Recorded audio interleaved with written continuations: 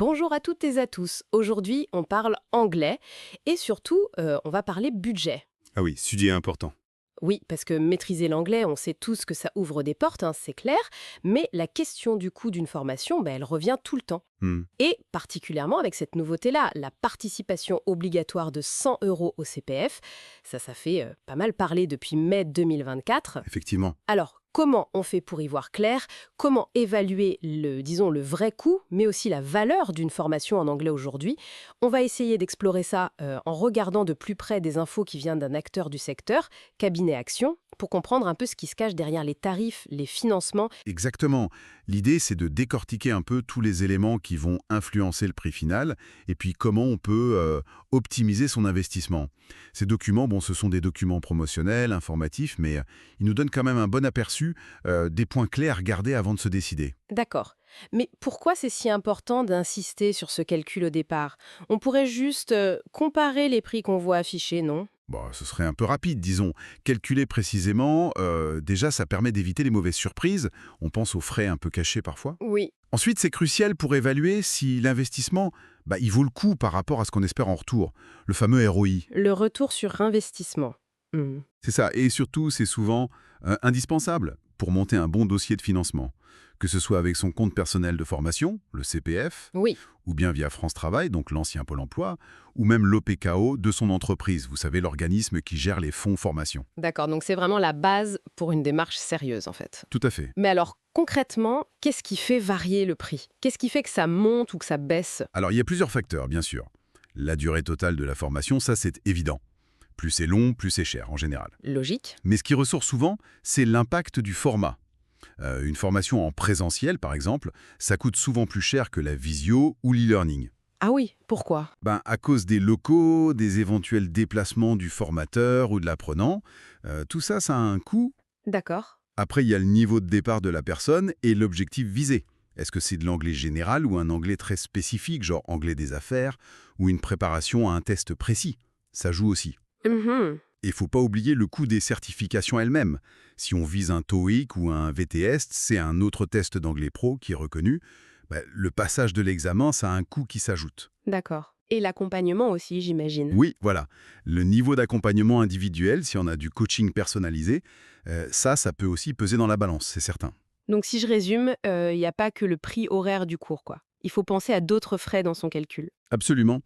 Il faut penser au support pédagogique.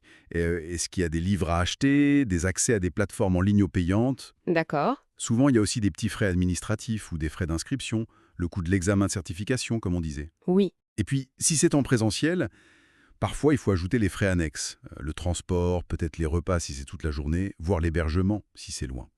D'ailleurs, les documents qu'on a consultés, ils donnent un exemple chiffré, quelque chose comme 1 900 € pour 30 heures, en incluant divers frais. Ça donne un ordre d'idée, quoi. Oui, ça permet de se projeter un peu. Venons-en au financement alors. C'est souvent là que ça coince. Le CPF, comment ça fonctionne exactement? Surtout avec cette histoire de 100 euros. Alors, le CPF, ça reste vraiment l'outil principal pour beaucoup de monde. Le principe, c'est qu'on accumule des droits en euros chaque année, souvent 500 € par an, avec un plafond à 5 000 €. Hmm. On peut voir son solde sur le site officiel moncompteformation.gouv.fr. D'accord. Pour utiliser ces droits, il y a une condition essentielle. Il faut choisir une formation certifiante. Et elle doit être donnée par un organisme qui a le label Calliope. Calliope, oui, ce fameux label. Oui, c'est un gage de qualité qui est maintenant obligatoire pour tous les financements publics ou mutualisés. Et la formation, elle doit préparer à une certification reconnue, comme le TOEIC ou le VTest, justement. D'accord. Et alors, ces 100 euros de reste à charge, c'est pour tout le monde? C'est systématique? Alors oui, depuis mai 2024, c'est devenu la règle générale. Il y a une participation forfaitaire de 100 € demandée à la personne qui utilise son CPF. Hmm. Mais, et c'est important, il y a des cas d'exonération, notamment pour les demandeurs d'emploi qui sont inscrits à France Travail.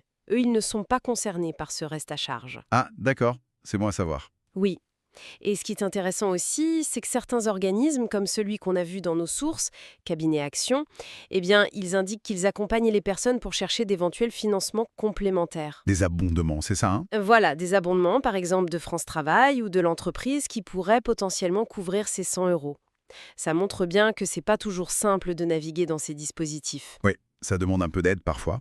Et justement, comment on peut essayer d'optimiser le coût global? Est-ce qu'il y a des astuces? La première chose, évidente mais essentielle, explorer. Il faut vraiment regarder ce que proposent différents organismes pour une formation similaire. D'accord. Ensuite, explorer toutes les pistes de financement. Le CPF, bien sûr, mais aussi les aides de France Travail, si on est éligible, voir avec son employeur s'il y a un plan de développement des compétences, l'OPCO. Faut vraiment tout regarder. Ne rien laisser de côté. Exactement. Et puis, comme on disait, choisir un format en ligne, ça peut être une source d'économie directe assez significative. Oui.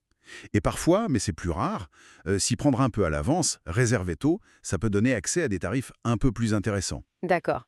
Et l'organisme qu'on mentionnait, Cabinet Action, il semble avoir une approche assez spécifique là-dessus, non? Oui, c'est ce qui ressort de leurs documents.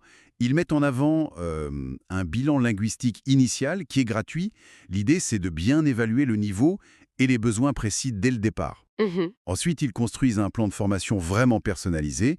Et le point important, c'est qu'ils proposent un accompagnement dédié pour aider à calculer le coût total réel et à mobiliser les financements disponibles. Ah, donc ils aident concrètement sur le montage financier. C'est ça. Ils s'appuient d'ailleurs sur des témoignages comme celui d'une personne, Adam Nouyak, qui a obtenu son TOEIC grâce à leur suivi pour montrer que leur méthode fonctionne.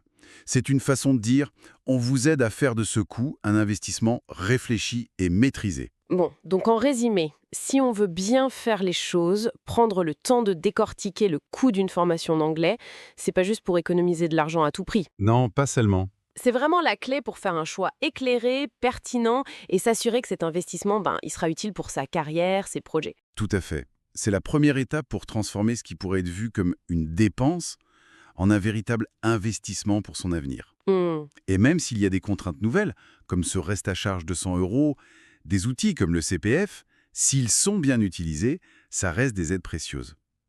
Et se faire accompagner par des structures spécialisées, ça peut vraiment simplifier les démarches et permettre de se concentrer sur l'essentiel, apprendre. C'est clair. Et peut-être une dernière réflexion, pour finir. On a beaucoup parlé chiffres, coûts, euros, financement. Oui. Comment on chiffre la confiance qu'on gagne? Le fait d'oser enfin prendre la parole en anglais dans une réunion ou en voyage. Les portes que ça ouvre, parfois de manière inattendue. Le simple plaisir de mieux comprendre le monde, de communiquer plus facilement. C'est vrai que ça n'a pas de prix. Voilà.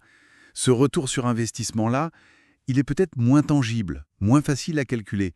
Mais au final, c'est peut-être lui le plus précieux, non?